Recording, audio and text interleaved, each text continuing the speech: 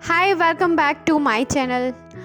Today in this video we will discuss about the basic terms related to Federal Reserve and impact of Fed rate hike on Indian economy. USA में last 40 years में inflation rate सर्वाधिक है। Inflation को control में लाने के लिए fade reserve ने जून 2022 को इंटरेस्ट रेट में 75 बेसिस पॉइंट का इंक्रीज किया है, जो कि लास्ट 28 इयर्स का सबसे ज़्यादा रेट हाइक है। तो सबसे पहले समझते हैं कि फेडरल रिजर्व क्या होता है।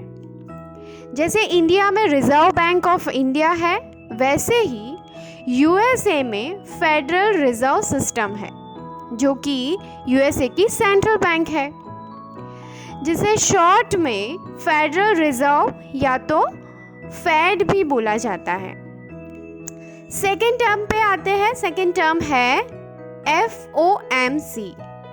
FOMC का फुल फॉर्म है federal open market committee. FOMC federal reserve की मॉनिटरी पॉलिसी मेकिंग बॉडी है। जैसे इंडिया में MPC यानी कि मॉनिटरी पॉलिसी कमिटी है, वैसे ही यूएसए में FOMC है। ये कमिटी की बैठक साल में 8 बार होती है। FOMC इकोनॉमिक और फाइनेंशियल कंडीशन को रिव्यू करके मॉनिटरी पॉलिसी डिसाइड करती है। FOMC के 3 मुख्य उद्देश्य हैं। पहला है रोजगार को बढ़ाना, दूसरा है प्राइस को स्टेबल रखना और तीसरा है लॉन्ग टर्म इंटरेस्ट रेट को नियंत्रित करना। अब देखते हैं फेड रेट हाइक का क्या इम्पैक्ट होता है इंडियन इकोनॉमी पर। तो पहला है money flows out from India. Fed rate Bharat जैसे उभरते बाजारों में किए गए फॉरेन इन्वेस्टमेंट को प्रभावित करती है। फेड रेट हाइक होने से फॉरेन इन्वेस्टर्स इंडिया में से पैसा निकाल कर यूएस बॉन्ड में इन्वेस्ट करते हैं, जिसमें रिटर्न ज़्यादा मिलता है। दूसरा पॉइंट है डेप्रिसिएशन ऑफ इंडियन रुपी। जैसे ही पैसा भारत से बाहर जाता है, यह रुपी और डॉलर की एक्सचेंज रेट को प्रभावित करता है, यानी कि रुपीस का डेप्रिसिएशन होता है।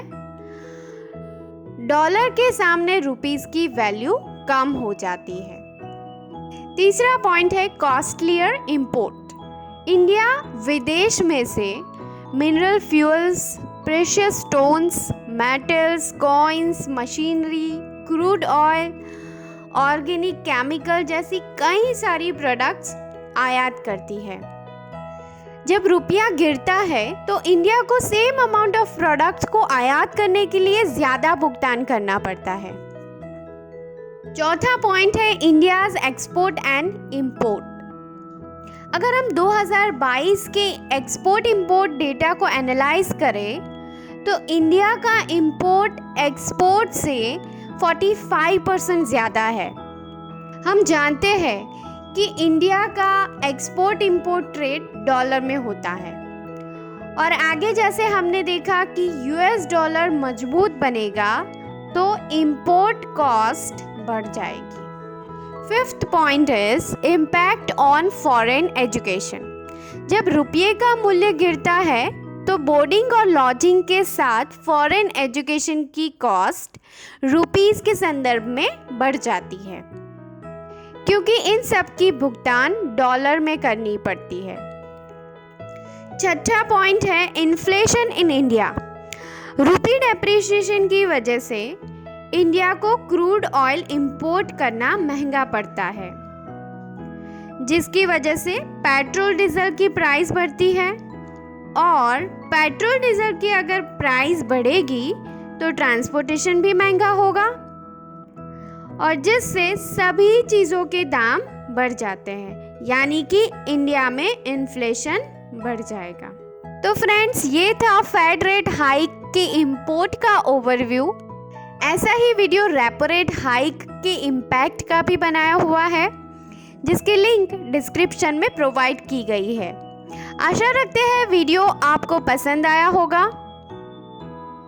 लाइक शेयर सब्सक्राइब करते रहे और हमें मोटिवेट करते रहे। Thank you.